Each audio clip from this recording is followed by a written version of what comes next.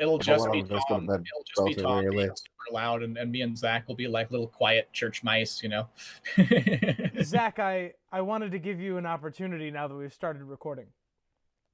What's the opportunity? I wanted to give this to you. Some days ago, I told you that I was playing a new video game. I told you I was playing Hades. Oh, and I hit you real hard. You This did. was, I think, Saturday. You did. We've been going through a lot for many reasons, as we previously stated. We are entirely responsible for creating all pumpkins. Yes. If you wonder why they mysteriously appear right before Halloween, me and Tom handcraft them, artisan. Yeah, like one of the reasons that I have such a boisterous laugh is I have quite an impressive lung capacity from blowing up all the pumpkins. Yeah. When I hand them to Tom, it's a two-part process. I make them and they're flaccid, and Tom has to fucking inflate them by himself, and then tie a knot that turns into the stem at the top. Zach, do you want to finish the Hades joke, or should I just move to the guest introduction? So, Tom, what game were you playing? I was playing Hades. Hades nuts feel good in your mouth. That's the joke. That's how we're starting our video. Random internet guy's here. I am here. I am furious now. Now that I know that you made pumpkins, I had a flat pumpkin this Halloween. It literally went flat. So it was a factory defect. God damn it. It went flat and leaked pumpkin juice on the table, and it hurt the table. Damn it, Zach! I told you we couldn't trust Zeb with the with the pumpkins in that time zone. Come on. Also, according to your wonderful fans, I'm now alt Swift. I think is what was it. I didn't quite get to the end of the episode. I fell like 15 minutes short or something. But I was reading the comments and they were like, "Random internet guy is alt Swift confirmed," and I'm like, "I'll take it. I'm alt Swift. Please direct all alt Swift credits and royalties to me." Oh my God. We know that alt Swift and alt Shift are not the same person. Because alt Swift is me. Man, we have the best viewers. They're very funny. You know what would make them funnier? If they subscribed to us and Random Internet Guy's channel. That would make them better. And there is a person with like you remember in, is it Goldmember where the person gets painted in gold paint? Goldfinger, whichever. Goldfinger, not gold. The gold membership. I was going with a person fully painted but in YouTube golden play buttons is standing on the other side of my computer with a gun, saying you have to, if you don't tell them to smash the like button, we will kill your whole family. You guys should do like a commercial where it's like all the Game of Thrones characters that make penis jokes, and they're all like, send money to Interesting Nerd Club, or this member could shrivel up and die. And it will like zoom in on Tormund's face, and a tear will come down, and he'll be like, "Remember." In the arms of the Send money to Interesting Nerd Club to keep these members alive. Join the membership. Far away from here. Yeah. It's gonna be our Patreon. That would be your commercial. You too can keep the membership alive. Seriously though, folks, like and subscribe. Get these guys into the YouTube money. They deserve the YouTube money. Think of all the effort they put into this. I mean, it's not much. It's worth it every time. Our subscriber total as of this recording is 690, by the way, and that makes me happy. Ooh, almost to 700. Very cool. Are you gonna do a subscriber special like every 100 until you get to 1,000, or are you gonna do like just a big one at 1,000? My God, that requires so much effort. You gotta do something. I can't guarantee we'll do another video.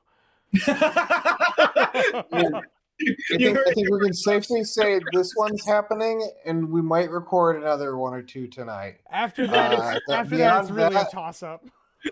Beyond that, it's all. I can't hear the word toss-up. It's too soon. Oh, I'm sorry. I know that's sensitive for you. I know it's sensitive for a lot of people in the pumpkin inflating industry. No, that's from our side hustle of manufacturing quarters. Yes, that's true. Gotta do something year round. If you ever wonder where all those state quarters come from, Zach and Tom. That's we not make to the be states. confused with our bubblegum factory, the U.S. Mint.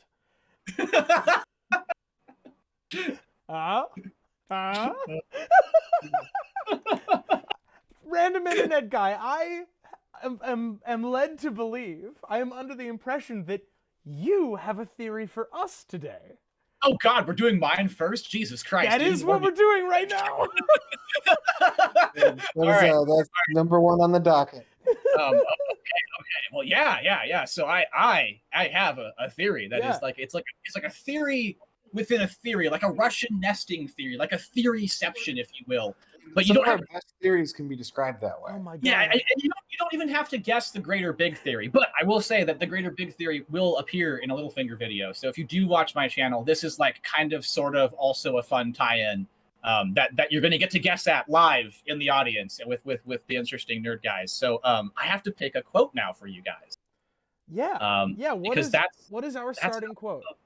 All right. While you're pondering, I will explain to the crowd how the game works. So, our random internet friend, our esteemed guest, has assembled how many quotes, give or take? Right now, on my little paper here, it says 14, but I think it's actually 13, because I think it says 2 twice. Okay. Yeah, there's 2 2. So take that, 2 2s. All right, this game is called Give Me Another Card. Zach and I will, using this first quote, try to weave our way through the theory that you are presenting us to try to get to the end. And if at any point we feel that we're stuck, we can say, give me another card. And you will roll or somehow randomly decide or decide arbitrarily or whatever rules we decided this game has. You will give us one of the clues. And if we land on any of the clues naturally, we get those for free. Yes. I don't know if there are points in this game, but if there are, RIG, you have 420, Zach, you have 69. There we go. Excellent. Zach, you have some catching up to do, but you have reached one of the like Who Wants to Be a Millionaire thresholds. You can't go back below 69. That's fair. I like that bit. That's a good bit. Yeah. And you know what? You never want to go below 69. Trust me. I tried a 67 once. It just doesn't work. Let me tell you, 65 is out of the question. Now, see, like you can 63 though. I mean, for a minute or two comfortably, but then I'm sure you can imagine after a minute or two, it gets complex. Your calves really start to get tired. Right? Yeah, exactly. The triceps, like Lord Almighty. Yeah. Oh, Zach, I was reminded of the bit we had some time ago about the gymnast fucking room that regraced my brain. Are you still in the gymnast fucking room? I'm still in the gymnast fucking room. It's hard. It's gonna be hard to fuck. I need to clean it. I have not cleaned my room or my car since the really, really busy season of the pumpkin inflating industry. Yeah, I have to assume that your house, much like the back of my car, is full to bursting with pumpkins. Pumpkins, yeah. Some of which is reusable in future years, and some of which is just trash. Yes, some of them we gotta throw out. Some of them we regret getting in the first place. Some of them we're gonna save for historical purposes, Yeah, we'll put one pumpkin in the big pumpkin file. Yeah, Zach, we've talked about the Futurama, the Futurama joke, right? The joke that is the funniest when it is to the narrowest number of people, right? Yes. The more niche, the better. That's unrelated. Yes. We have talked about that though. All right. Do we have an opening quote here? Yes. In the chat there, in the studio chat thing, I did send you a quote, and you can copy it and paste it. Oh, that's how we're doing this, huh? Okay. Yeah, I didn't know how else to send it. I mean, I was like, I guess there is a regular chat. No, in the studio one. Go to actually where it said. I have only a picture of Zach smiling. No. Go back down. Go back down to it. You were on it a second ago. Highlight recording studio. Yeah. And then go over that open chat. Yeah. No, this was unknown to me, and I noticed people were trying to chat with me through it just like a couple days ago. And I was like, oh God, every time I've been on the chat, people are trying to send me stuff. I just didn't even know it was there. Oh man, people on the internet now know that we can copy and paste things. Yeah. Don't get fooled, people on the internet. You will just not know how to do basic things on Discord. The picture Tom referring to, by the way, is a picture of me smiling at a party celebrating a successful year of pumpkin inflating. And I'm wearing 3 party hats. We will not show you this picture. You have to imagine it.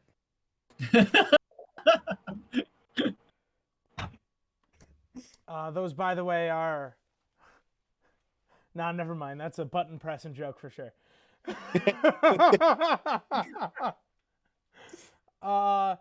Quote, in the name of Robert of the House Baratheon, the first of his name, King of the Andals and the Rhoynar and the First Men, Lord of the Seven Kingdoms and Protector of the Realm, by the word of Eddard of the House Stark, Lord of Winterfell and Warden of the North, I do sentence you to die. He lifted his greatsword high above his head. Unless I'm mistaken, this is the death of Garrod in the first chapter? Yes, it is. Yeah, this is the execution. Yeah, that would be Garrod. Garrod dying. He's being killed with a very famous sword, as you may well know.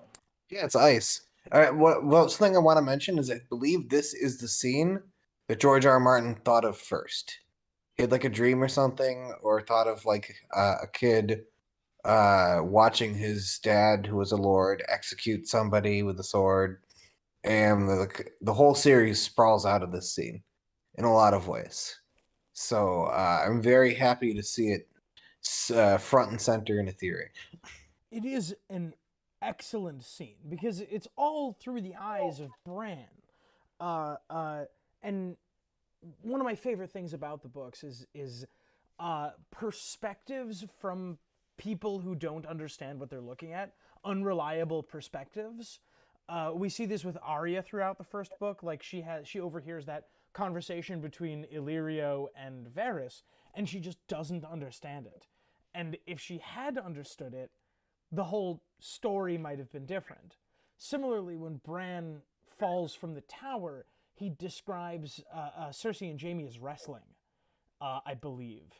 And they like go to kill him because like they assume like he's gonna blow their cover, but he actually doesn't know what he saw, and they can easily like downplay it. Yeah, he has no idea. Yeah.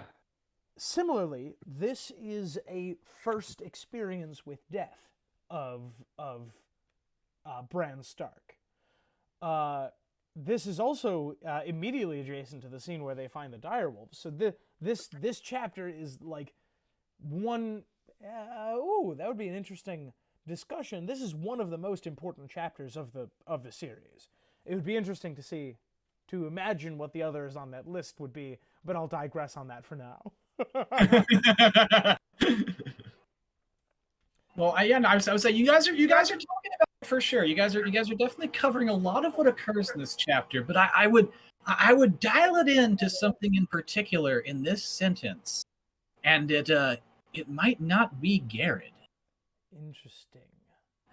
This is happening to Garrod, but Garrod might not be the part of the sentence I want you to, or part of this little thing I want you to be looking at here. You know, I mean, there's famous stuff, people in this sentence too, but there's also famous stuff in this sentence, a famous thing. We have a famous greatsword. Yeah, indeed, we've got a famous greatsword. I wonder what the name of that sword is. This is Ice. Yeah. Yes. Ice. So the greatsword of House Stark, very old and very treasured.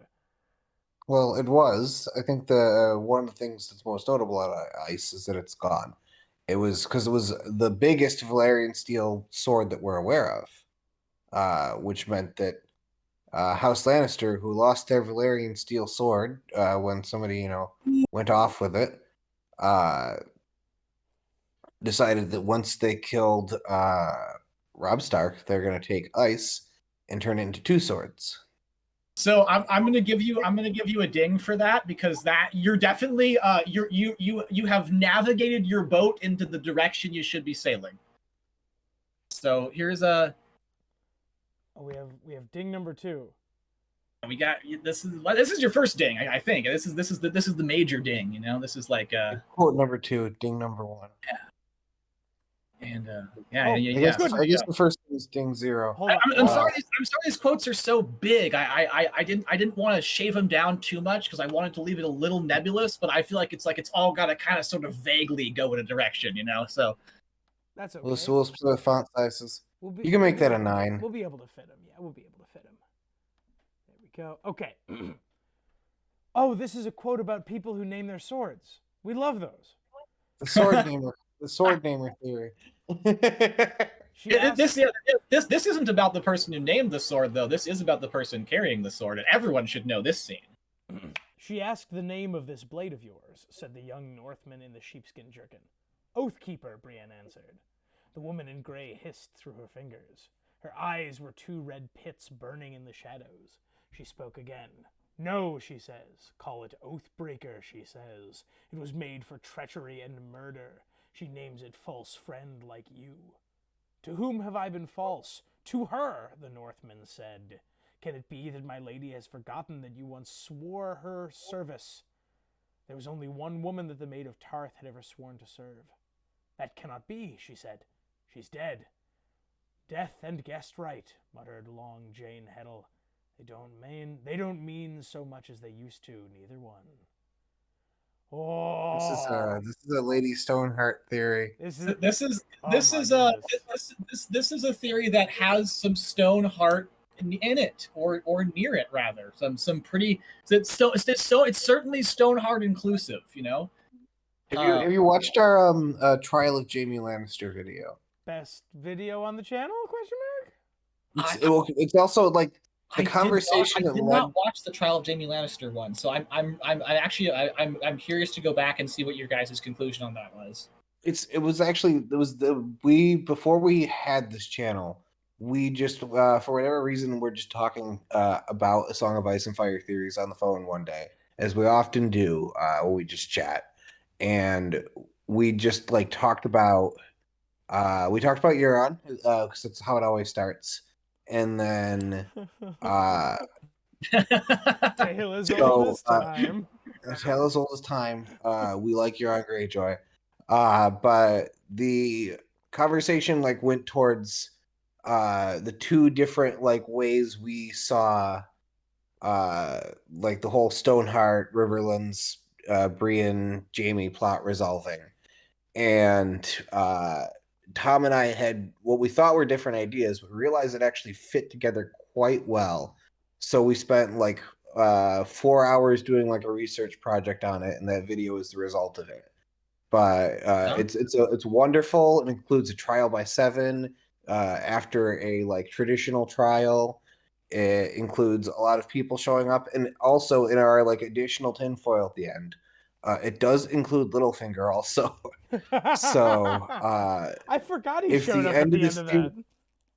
Yeah, he shows up at the end. Is that if the theory here is that Littlefinger will die because through execution by Lady Stoneheart? We did talk about that possibility. Yes, I would like to solve the puzzle. Is it Jaime Lannister's execution by? I'm sorry. Is it Littlefinger's execution by Lady Stoneheart? Has to do with that, but how she kills him is more the theory. Okay. I'm in. So we're talking about multiple Valyrian steel swords here. Okay. I would like to say something that I think might get a ding. All right. Well, I would give you guys several dings because you already charged pretty deep into the heart of what's going on here. Oh shit. Okay. So okay. So here's a couple ones that I'm gonna toss your way. Oh my god, I'm so excited. Okay, all right. Oh no, this one. Because you sent me about a horny sentence. you talked about multiple Valyrian steel swords, and then you talk about Littlefinger, and all these things are here. They're all here.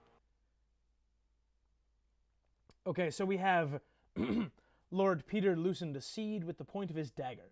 You must miss your Lord Father terribly, I know.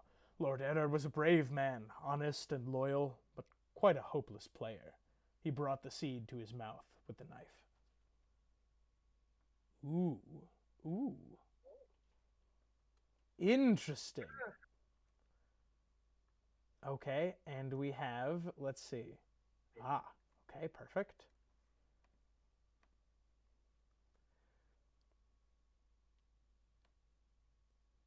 But she had another long sword. At this point, you guys might just be able to take a guess at the whole theory. But she had another long sword hidden in her bedroll. She sat on the bed and took it out. Gold glimmered yellow in the candlelight, and rubies smoldered red. When she slid Oathkeeper from the ornate scabbard, Brienne's breath caught in her throat. Black and red the ripples ran deep within the steel. Valyrian steel, spell-forged. Hang on 1 second. I'm just arranging here. We're going to move you right here. And then I think we can probably safely bring me this and give me one. And then this is the other one I'll give you as a ding for thinking Oathkeeper and Brienne and Littlefinger and Stoneheart at a trial. And then maybe you guys can guess the whole thing right now. You know. Brienne lowered. Okay, wait, hang on. Oh, this is such a good quote, dude. This one's getting a bigger font because this is a really good quote. Brienne. Oh, yeah, there's actually kind of two ways this theory could end too. So if you can guess both of the settings that this might take place in, that's extra points, I suppose. Brienne lowered Oathkeeper. Dig a grave there, beneath the weirwood. She pointed with her blade. All right, I don't think it'll get me a ding anymore, but I'm going to say the thing that I was going to say that I thought would get me a ding. In the Bad Dragon show, Arya Stark kills Peter Baelish with the cat's paw dagger. So I don't know how much more ding I can give you because I think you guys are kind of already on to where I'm generally getting at. Let me see here.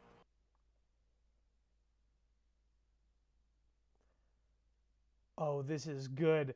I think I have a taste for where you're going here, my friend. Okay, so there isn't any Jaime yet in this theory. This is a theory that has no Jaime at the moment. This is a Jaime-less theory. Yeah, this is a Jaime-less theory. Okay. So the setting matters, right? Because there's like two versions. Either Brienne goes to Peter, which would very much be necessary.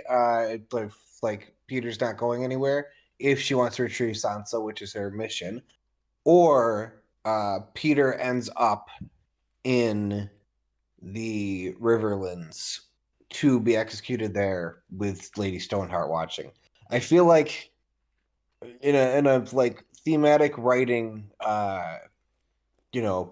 sort of way, the Lady Stoneheart, the shambling evil corpse of Catelyn Stark, the woman that Littlefinger was obsessed with his entire life, being there and ordering his execution is like the most badass possible way he could die as a villain. Yeah. It's horrifying, it's terrible. Yeah. But it gives him the respect he deserves because in a phrase that many people often use to describe that scene, he dies like a bitch. Yeah, no. So I think there's quite a bit of truth in that scene. More so. I think unfortunately Littlefinger's story got some of the worst middle setup, but actually some of the most accurate ending. So I give you another ding for that because you said the Riverlands just outright, and so you're getting right into where one of a couple of the settings that I'm suspicious it might take place at are at. Oh, I know this. Wait, I don't know this quote. That is a Rob quote. That is a what? A Rob quote. Ah. These are in the demands that he is giving to maybe one of the Freys, who is being used as the Lannisters directly. He's sending Cleos Frey to treat with Cersei. Yeah, there it is. Yep. There we go. Yeah. So you guys are getting pretty close. So it's a Stoneheart trial. Oh, and okay. And we got at least Stoneheart there. You got Brienne there. Can you place anybody else there? I have something that I think will get a ding. All right, go for it. Ned Stark's sword ice is melted down into Oathkeeper and Widow's Wail. Two. Who has Widow's Wail? Zach, do we know? Do you remember? It's got to still be in King's Landing. It's got to still be in King's Landing. I don't know if the other sword. Is your theory that ice will be reunited and used to kill Jaime? Ice will be reunited and Jaime will fight with Widow's Wail and Brienne will fight with Oathkeeper in a trial by combat for Jaime's life. No. So yeah, you're not getting a ding for the Jaime or the reconstitution of ice. You were on the right track. Stoneheart trial. Brienne's going to be there, and she's carrying a sword. Like this is something I've always thought. They randomly bust into a trial in the Bad Dragon show when they talk about Littlefinger's demise. They do. It does. That makes way more sense for the Brotherhood without banners and for Lady Stoneheart to put him on trial. Oh my God! There. The trial of Peter Baelish. Yeah. So the trial of Peter Baelish, and if you guys can pin who's going to be there, where it's going to take place at, and how he's going to die, that's essentially the whole theory. So I'll give you one more ding, and this is from Sansa.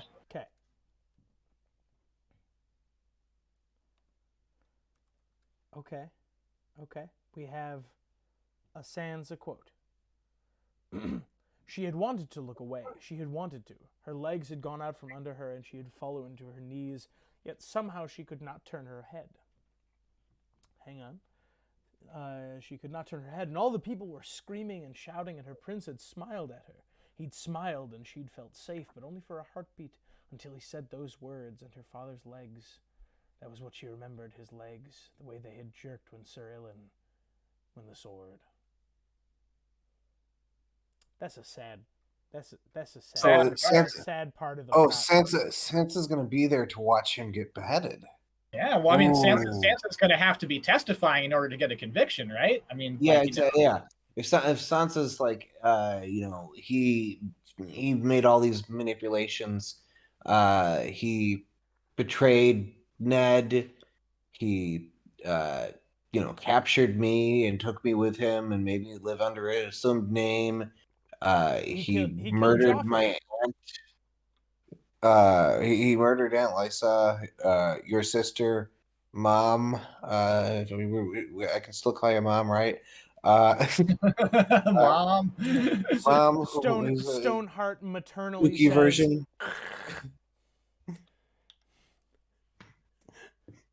Anyway, will Arya be there? Arya is a ding. That is absolutely. I will send you. And here's why, because Sansa and Arya are both looking on at Ned's execution, and this is Arya's perspective.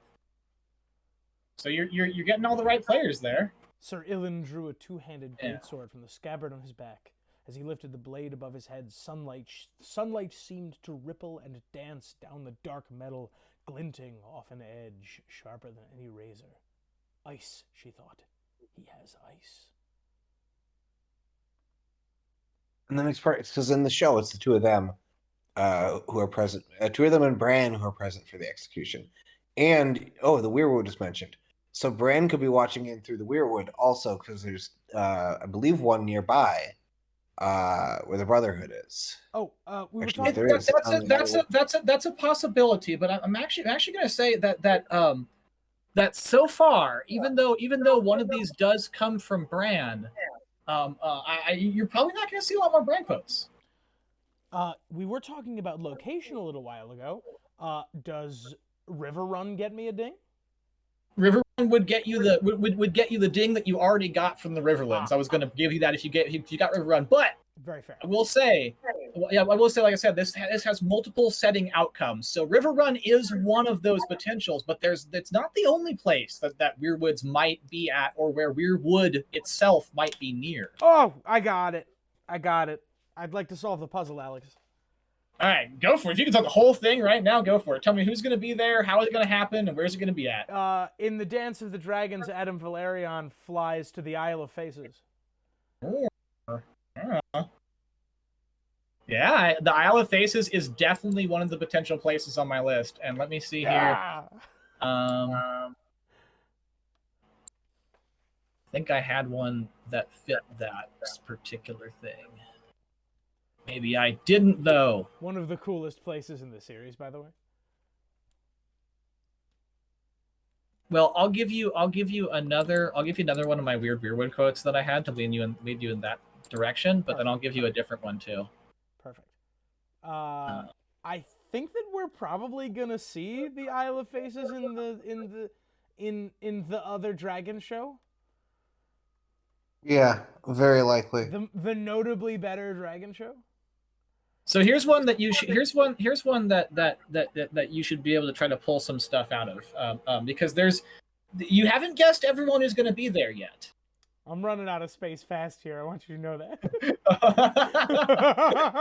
Okay, quote. Catelyn found her husband beneath the weirwood, seated on a moss-covered stone. The great sword ice was across his lap, and he was cleaning the blade in those waters black as night. 1,000 years of hummus lay thick upon the godswood floor, swallowing the sound of her feet, but the red eyes of the weirwood seemed to follow her as she came. Ned, she called softly. He lifted his head to look at her. Catelyn, he said. His voice was distant and formal. Where are the children? Oh, that's a good quote. Oh, that's a good quote. That's such a good quote. I might steal that for future theories. That's a great one, right? That fits into what I'm working on really well.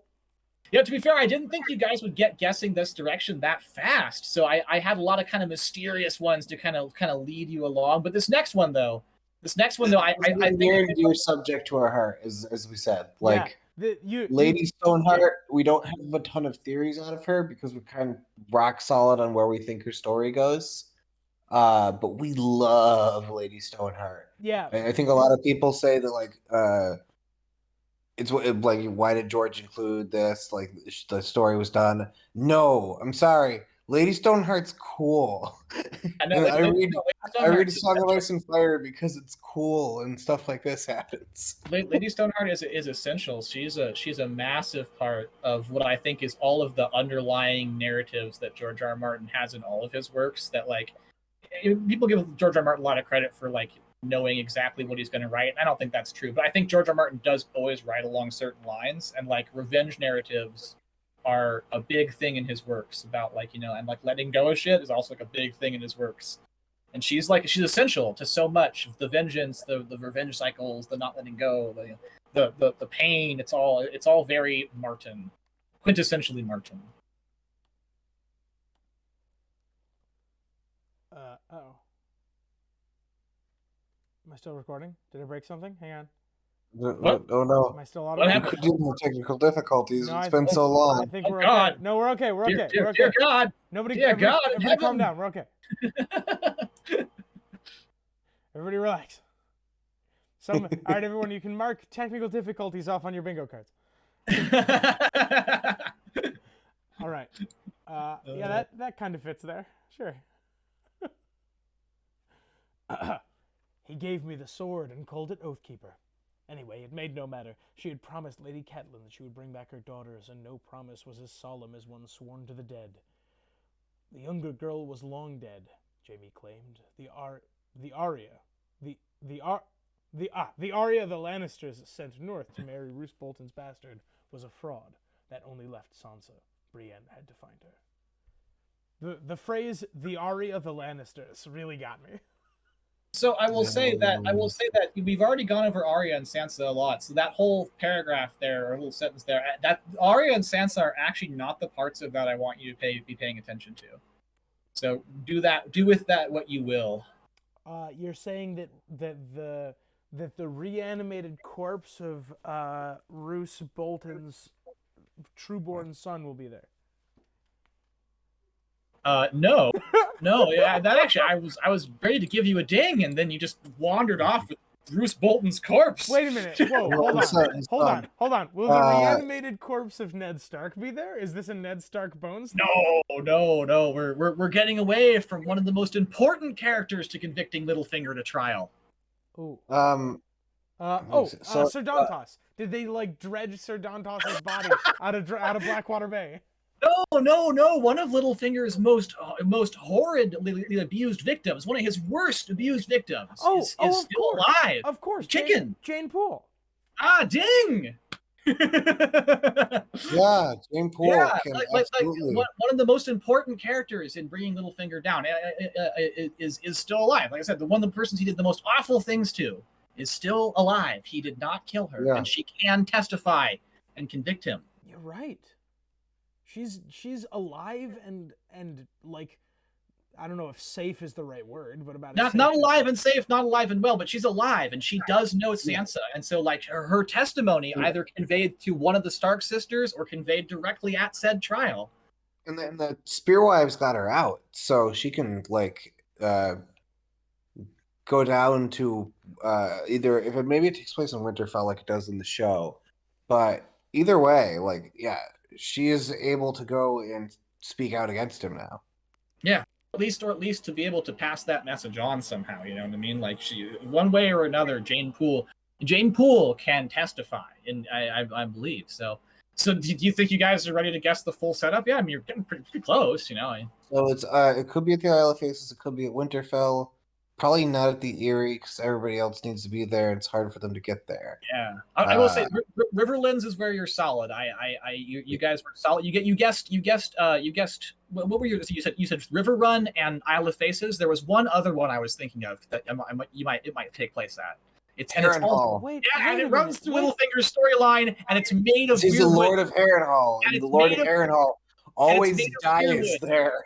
And it's exactly, and it's made of weirwood on the inside. Remember, the weirwoods got burned and stuff a lot, but the whole castle's wooden interior was constructed with weirwood rafters. So the whole thing has the ghosts, the skeletons of weirwood. I have a wonderful additional piece of evidence for your theory here. Uh-huh. When we are first introduced to Lady Stoneheart and the epilogue of which one's that? That's a Storm of Swords, right? Yeah. Uh-huh. In the Frey who is waltzing down the road. Merritt.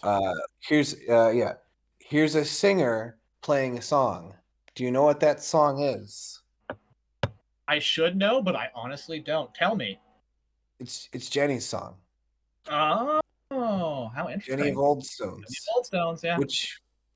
Which is about her, high in the hills of the kings who are gone, Jenny would dance with her ghosts, which is at Harrenhal.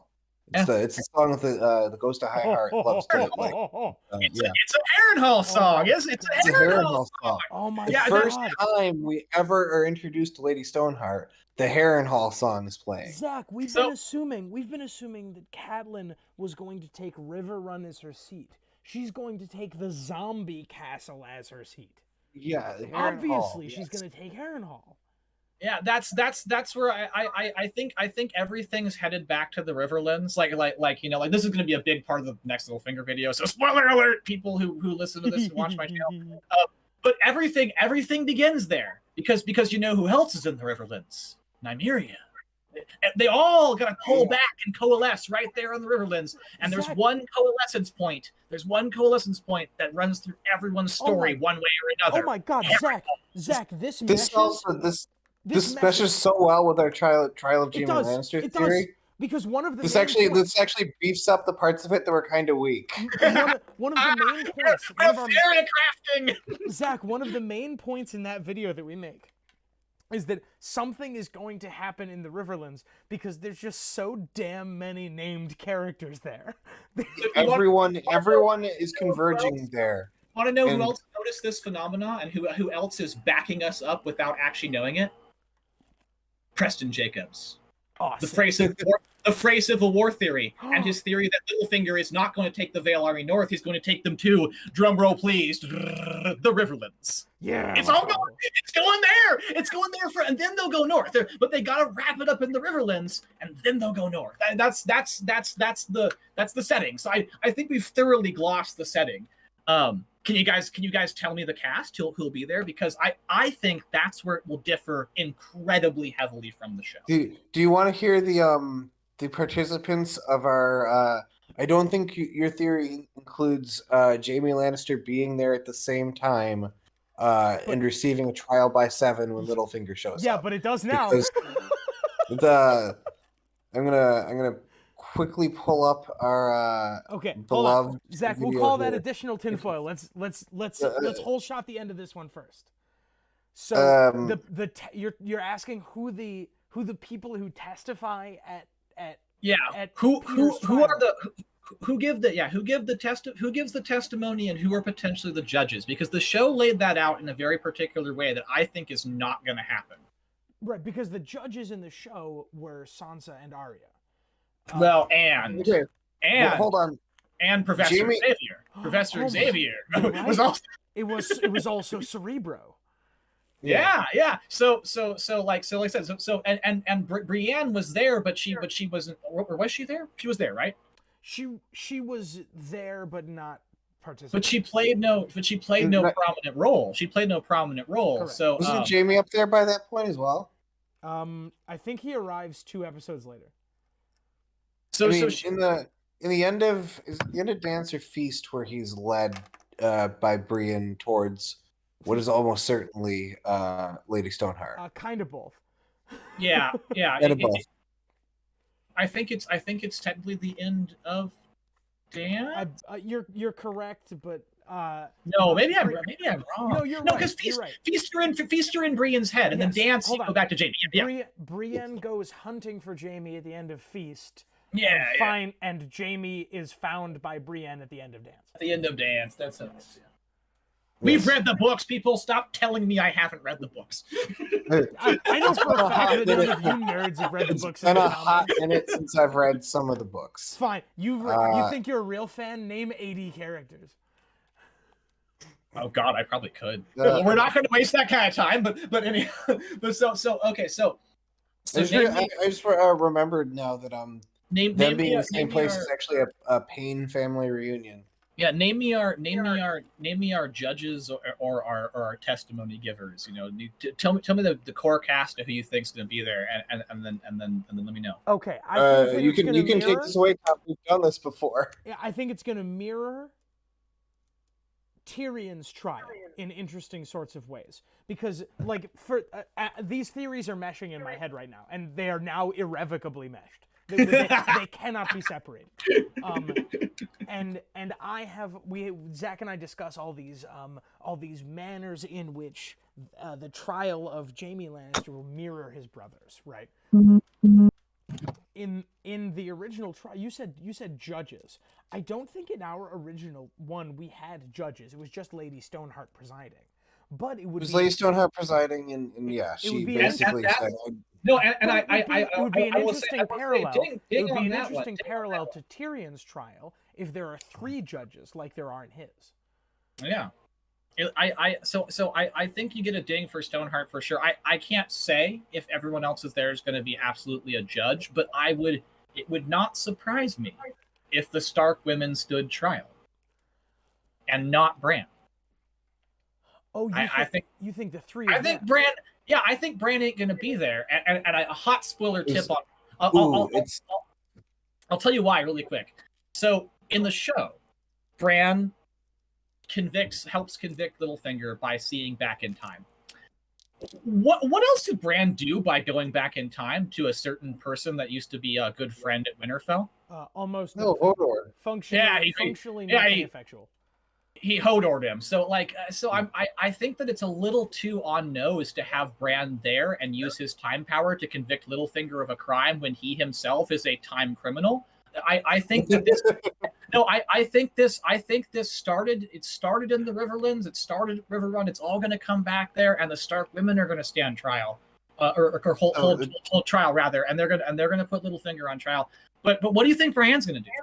No, on top of that, I think that it doesn't make a lot of sense for Bran to preside over anything, over judgment over anyone in the mortal world, because if anyone ever did anything wrong, Bran can just go back and fix it. So something Bran's he never needs nothing is ever wrong in Bran's world. Bran is quintessentially outside of referencing the Bran Stark theory that we've been talking about for 6 months, that we still haven't made. Bran Stark is a god now. He has no need to involve himself in mortal affairs at all, because if he had any inclination, anything that Peter Baelish did that made things wrong, Bran could go back and fix. Bran let all those things happen intentionally. That's some heavy shit. Yeah. So really quick, not to stay on Bran too long, but yeah, I think we can exclude Bran from being a person at this trial for any number of reasons. I think you're right. I think you're right. My random internet friend, you're officially invited to the Bran Stark video when we ever make it. Ooh, I will be there. So tell me, what do you think that Bran's final task at Lady Stoneheart's side will be? So, I think the judges here are going to have to be Cat, Sansa, and Jane Poole, unless Arya is actually there. But I feel like if Arya is there, it's either going to be through Nymeria, or it's going to be really funny if Nymeria ripped Littlefinger's throat out. I just thought, but clearly this theory is him getting beheaded. But that's it. It's the beheading. That Nymeria would be a more violent death, but I think because the judges have been the victims of such awful violence, that their conclusion will be that they do need to kill Littlefinger, but we're gonna give him the same dessert he served Ned Stark. Literally, forgive me. The same dessert he served Ned Stark. You'll get. We'll give you the most mercy you ever gave somebody. A quick death. Yeah, exactly. We'll give you a clean death. That's what you get. How do you respond to these charges, Lord Baelish? And of course, it's a shame there's not a moon door here. Yeah, of course, the sword that lops his head off is, for better or worse, it's ice. It's also Oathkeeper in that he is killed in the moment that Brienne completes her oath, that she would bring back Sansa safely, and also Arya by bringing back Jane Poole, who's not Arya but is Arya, because people have insisted as such. And Jane Poole, I think, will be an excellent third judge as well. Yeah, I can see Jane as a judge or as giving testimony, and the 3 Stark women holding the trial and accepting testimony from many people. Like, I see either one happening. But I would love to see Jane as a judge, because, what a savage turnaround to have her just be like, yeah, I think lopping your head off is the way to go. And he'd be like, no, Littlefinger. Supporting pieces. Other people who could testify at the trial could be all of the enemies that Peter has made in the Vale, like the Royces and the other people. Oh gosh, there was a couple of people that he paid off before their meetings in the Vale. The Maester. Peter kept insisting that the Maester give drugs to Sweet Robin. He could testify. No, Sweet Robin, I could see being there absolutely and testifying about the killing of his mother. But you don't want to know another big beef from the Vale. That's not a spoiler alert coming up. I think Littlefinger is going to kill Harry the Heir. I think he's going to kill Harry the Heir at that tournament. I think Sir Hugh was a premonition. These are phenomenal theories. Oh, yeah. Oh Lord! So I mean, like I think that would be one of the charges laid against him at the trial is the murder of the young Falcon, the staging of the death of the young Falcon, maybe even the staging of the death of Sir Hugh. Who knows? Maybe we'll get justice for Sir Hugh. Great. But I think it's all going to come back that route, though. It's all going to come back that route. Podrick is there, who can talk about some of the things he probably saw at King's Landing with his time with Tyrion. Yeah. Pretty much, there are so many people there who have all seen Littlefinger at different points of his scheming, lying career. Thoros is there. Thoros, who was friends with Beric at court while Littlefinger was scheming and moving pieces around. Yeah. There's so many people. Folks. And Thoros was part of the guy who got sent to the Riverlands, on the mission with the whole Ned Stark and the Lannisters and starting the war thing. And we may never get that deep, but like I said, many of my tangential theories about Littlefinger is that he was manipulating all of those events. That the War of the Five Kings isn't actually a series of different people all manipulating stupid shit and it accidentally turning into a war. It's Littlefinger very, very carefully and intentionally puppeting a war. Which is it's super Bruce Bunnish, and like I said, he's a Bruce Bunnish, but I digress. So I think that any of those guys could give testimony to Littlefinger being the culprit of the war, ultimately the ultimate culprit of the war. Oh my God, there's gonna be like 5 chapters in like the back third of Winds or the front third of Dream that we're going to call the trials at Harrenhal.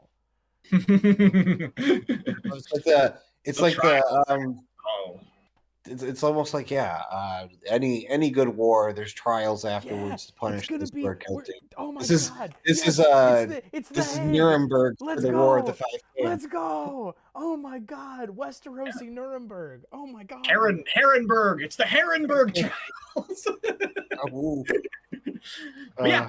That's the theory though. We basically dissected it and pulled it wide open. That's the theory. I think that Littlefinger is going to get his head chopped off by ice at a Stark trial in the Riverlands, most likely at Harrenhal, potentially like in front of a Weirwood or some shit. Sidebar: Herrenberg is what I say when I want a refund on my cheeseburger. So really quick, one last thing. Am I wrong or am I right? What kind of tree does Arya stand in Riverrun when she's in Harrenhal when she's like practicing her sword fighting and Jack and Hagar finds her? Is that not a weirwood? Am I totally off base? Are there no weirwoods growing in Harrenhal? I don't remember. The second book is boring. That's really good. It might be my favorite. Well, someone in the audience can answer that question. I don't know if that's true or not, but either way, I do know that Harrenhal, the interior wood, was built of weirwood, and so it's very much alive with weirwood. The Isle of Faces is alive with weirwood. Riverrun probably has a weirwood. There's in the trial itself taking place in front of a weirwood is, in my mind, like a pretty likely setting, and Harrenhal just seems like the backdrop. It just feels like where it's all going to go. And Littlefinger, of course, is the Lord of Harrenhal. Yeah, what a horrible irony. He has not been wanting to go there over and over again. He's been avoiding that place with the plague. He's going to go there, and he's going to get put on trial. Oh my God, the curse of Harrenhal. He's going to go there and die immediately. Yeah. He's gonna become all the things that he desired. He's gonna usurp the Tullys, and he's gonna become paramount of the Trident, and he's gonna get all that murder and revenge. He's gonna get the girl in the corner. He's gonna be creeping on her, and it's gonna go south, and he's gonna get his head chopped off at Harrenhal. Because all the loose ends, all the people that he fucked over are gonna come home to roost, and they're gonna put it together. And they're not going to need Professor Xavier to convict him of all the murders. What is the name of this? I don't know. We don't know for sure the full lyrics of Jenny of Oldstones in the books, but they made a song for the show. Do you remember? Sidebar. We're back to another time. Do you remember? I swear to God, if you have in your back pocket a Harrenhal rap that you made, I'm gonna lose my. I don't have a Harrenhal rap if it's sitting. No. Has this whole episode been a setup? You two No, colluded on this. Yeah, this is a great time to reveal that the books never existed, Tom. My stage name is actually Harrenhal, and I'm secretly a rapper. What are we calling this theory? Hold on, I want to add one little bit from this. There's a song they made for the show. It was Jenny of Old Stones. It was their version of Jenny's song. I just feel like it's sort of thematically appropriate with where this is going. Okay. High in the halls of the kings who are gone, Jenny would dance with her ghosts. The ones she had lost and the ones she had found and the ones who had loved her the most. Like her children, maybe. Like her children, her family there. And also in a dark sort of perverse way, right? Littlefinger, Peter Baelish, did it all for the love of Cat. Yeah, the dances they danced. Was it 6 dances? I read I think it was 6. Yeah, 6 dances. Yeah. Remember, they danced 6 dances, and Lysa gets very upset about that. I've only loved one woman. Only Cat. Only Cat. That is very dark, though. It's a very, very grim, interesting way of thinking about it. Yeah. So what are we calling this? We're calling this as close as Dave and Dan ever got to predicting an ending. No, the theory. No. I think that's a great thumbnail. No, that's the heresy of my Littlefinger conclusions. I got to the end of all my winding and diving and examinations and analysis, and I was like, fuck it. Dave and Dan almost got it right. Like they had to stuff some other characters that I don't think will be there, and they had to leave some people out. But I'll be damned. It's going to be a trial in the Riverlands. They had to cut out all the things that made the scene really cool. They lost everything good, but it's the barest of mechanical bones were there. The lines of what constructs that are technically that, I would say. I like how this. I like how this channel is slowly trying to backwards complete the Song of Ice and Fire story by looking at what happened in the last few seasons of the Bad Dragon Show and just squinting and being like, Can we make this make any sense with the previous story? Yeah, it's like looking at a plane crash and trying to figure out what they were trying to do. So this is, I think, a wonderful time to announce that very soon you're going to be getting our fanfics. We have a writing team, and we're gonna. Our goal is to put out Winds of Winter before Preston Jacobs, and then also we're going to put out Dreams of Ghosts and Indians, Preston Jacobs' book, before Preston Jacobs. So put that in your hat, put that on the shelf, because we are coming. I'm just teasing. We're gonna catch up. We're gonna finish George's book. We're gonna finish Preston's book. It's all theories, all day, all the time. Guard your manuscripts, Preston. You might want to consider cutting those last 2 chapters. We're coming for another series. Whatever series you like that's unfinished, we're finishing it. We're showing it. We're gonna write the end of Chainsaw Man, even though that's an anime. We're gonna do another Deep Space Nine spin-off series. We're writing it all, and it's coming. We're just kidding. We stole all of Preston's work months ago. Oh Lord. But yeah, that's all I have to say on that whole shenanigans. So I'd say we wrapped it up. We talked about that thing. The trial of Peter Baelish. Trial of Peter Baelish. The trials at Harrenhal. Yeah, I mean, at this point, I feel like it. Yeah, just the Trials of Harrenhal is honestly not a bad title, because I mean, we're even talking about other trials too.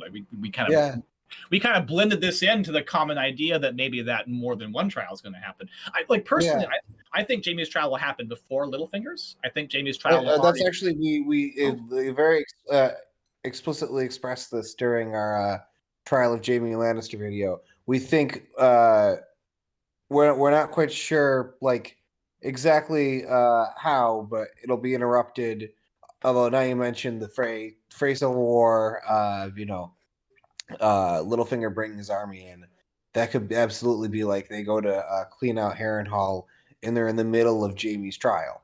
And all of a sudden it's like, you know what, Jaime, we can put this one on hold. Yeah, because the person walks in, Littlefinger is captured and brought in the middle of Jaime's trial. Littlefinger being the one person who can clear Jaime.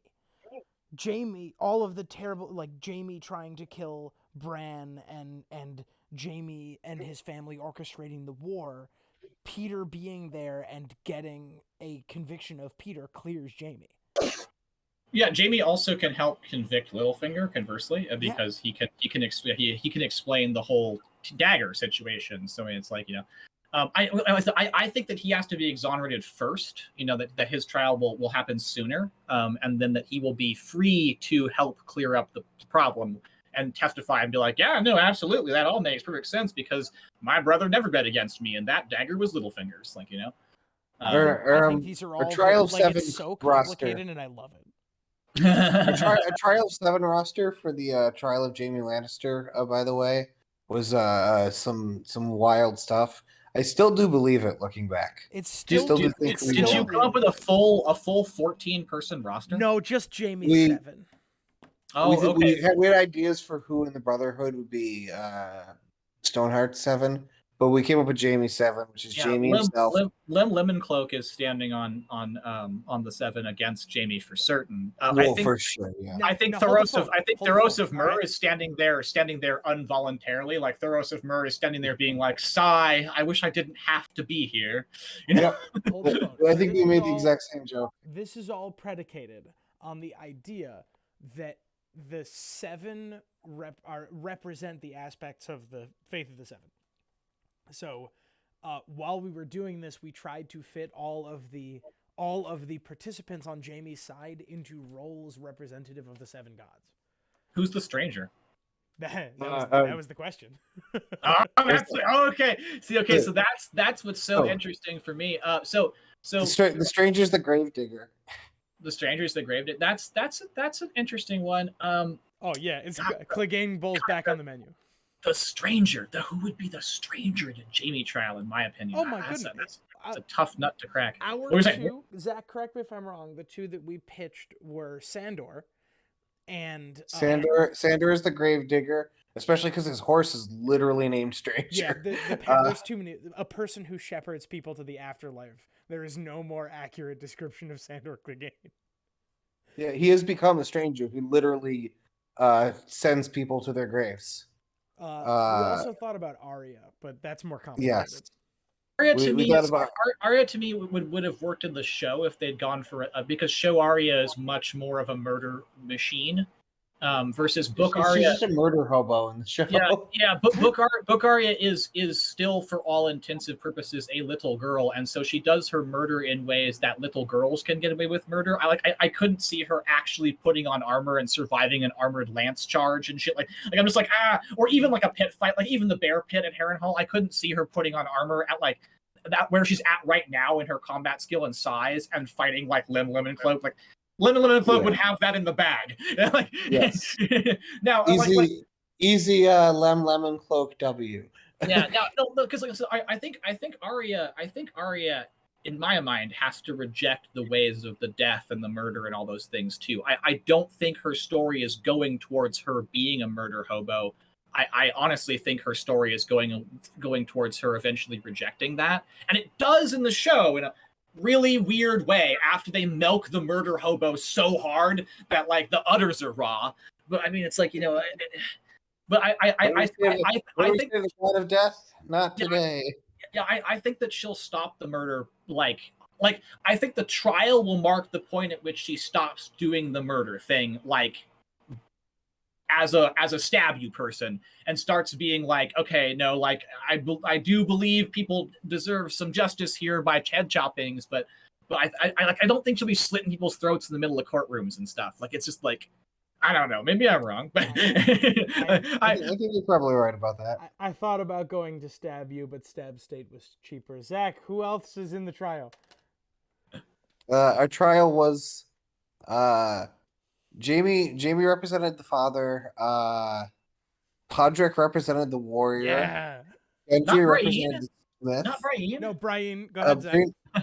Brian, as they say in the audiobooks, was the maiden. Oh. And See, I would have gone the other way. I would have said Podrick is the maiden because he would have probably been like, he's the opposite of show Podrick. He clearly has never gotten laid. He's like 12, and then Brian would be the warrior, and Podrick was the maiden. Yeah, but some of this works well with the idea that Podrick Payne is a Robert Baratheon bastard. But we can come back to that another time. Okay. Which we actually came around to later. That's part of the umbrella. That's part of the umbrella of the children of Bobby B. Yeah. Yeah. A wide variety of bees. We actually had the Blackfish as the mother, thinking that he would see like the shambling corpse of his beloved niece and be like, I gotta put her out of her misery. I love that. I'm still like, yeah. I still am for that, by the way. And the crone was yeah. I got the stranger again was Sandor Clegane. And the crone is Wenda the White Fawn. And such a good pick, we bro. have a Wenda the White Fawn is still alive theory baked into this theory. That is wilder than I would have gone with. Once again, I would have subbed in the Blackfish as the crone, and you would have been like staring across the field at like the old dude, and you're like, fuck, it's the Blackfish. God damn it. That's a good crone. He's there also. So Wenda the White Fawn could very well still be alive because there's a I'm forgetting what her name is. There's a woman who very much is symbolically like the crone because she carries like a torch around or something like that. Who Arya meets in one of her chapters, who lives in the trees, and people don't know a ton about her. And she very much could be like Wenda the White Fawn. She fits all the description necessary. And here's the funny thing. When we get to the beginning of that epilogue of A Storm of Swords, where we first meet Lady Stoneheart, in addition to hearing, Jenny's song, Merritt Frey is thinking about when he was out hunting the Kingswood Brotherhood, and he was branded by Wenda the White Fawn. That's exactly what he's thinking about. The other squire who went out was also Jaime Lannister. Oh, yeah. Merritt Frey. Interesting. That's interesting. Merritt Frey, who is caught and hanged by Lady Stoneheart, fought alongside Jaime Lannister against Wenda. Now, so the character, by the way, Zach, is the Lady of the Leaves. The Lady of the Leaves. Yeah, just looked it up. How old would Wenda be at this point? She'd be in her 60s. Okay, so she's pretty old, but not dead. Yeah, and she's Barristan old. And Barristan can still fight. Yeah. And she was a renowned warrior in her youth. Can you use bows in the Trial of Seven? Ooh, an interesting question. Because she was an archer. She was an archer, and I remember she put an arrow through one of the Kingsguard's hands. So she was a pretty good archer if she was like, intending to do that. If she was trying to shoot him in the fucking hand. That's absolutely. A small target. Hands are not big. What now? I don't see why not. It doesn't say rules in a trial by 7. It says what weapons you need to use. Because there's no rules for trial by combat, because we know when somebody challenges Jaehaerys in Fire and Blood, he uses a Morning Star instead of a sword because he thinks the king won't be used to it and will be overwhelmed by like him just going full blunt force trauma until the guy exhausts himself, and then Jaehaerys just like cuts him a couple times with a sword and is like, ha. I'm a conciliator, bitch! He stabs him. A couple of notes on this very fun brainchild of a theory. I don't think that at any point will, a character in the book say, all right, you represent the father, and you represent the mother, and you represent the stranger. I think that there will be plenty of interpretation on which character who fights in the trial will represent which aspect. Even if it doesn't play out that way, there are a lot of characters, like Jaime is becoming more like the father in his aspect. Like he is taking on, like he has grown a beard literally, and also like character growth wise, he is like William Riker growing a beard. Yeah. And like Sandor is in the same area, who's very much becoming the stranger. And the father is supposed to be like, honorable and just, and like Jamie literally starts to call himself like Golden Hand the Just. Like he is adapting to all those qualities. Wouldn't it be wild if Sandor Clegane was there and Lim Lim and Cloak was wearing the Hound's helmet and they fucking fought? That would be amazing. Yeah, that would be really sexy, like in like a sword fighting kind of way, you know? Yeah, yeah. So Lemon Cloak is on Stoneheart's team, and then where dressed up as the Hound, and then the Hound is there dressed up as not the Hound. Yeah, dressed up as just a dude with a fucked up face. He's just a regular old Hound, just chilling. Just a hooded guy. Yeah, just this hooded man. That would be pretty cool. Yeah, especially if he didn't show his face. If he did keep himself like cowled or whatever the word is, where you're covered in the cloak thing the whole time, you know. And then maybe the hood would come off in the fight, and everyone would be like, "Holy fucking shit! It's that guy with the Hound thing!" Hey, how dare you spoil my Laenor Velaryon theory? Wait, is Laenor Velaryon one of the 7? No, but Laenor He's Velaryon... the stranger. He's the stranger. There it is. There it is. There it is. And that's where we're ending the video, team. That's what we're calling it. Laenor Velaryon's the stranger. That's the theory name. Like and subscribe. Yeah, I very strongly encourage you to please go and check out this fine internet person's channel. It'll be linked in the description, and it's really funny and way more based in the reality of the books than ours are. I think everything we said today is accurate. I don't know if I'm based in the reality of the books, but I certainly do have what I like to think of as fun theories. So I mean, if you want to hear some weird shit, come check it out. All right, everybody say goodbye. Goodbye. Bye bye.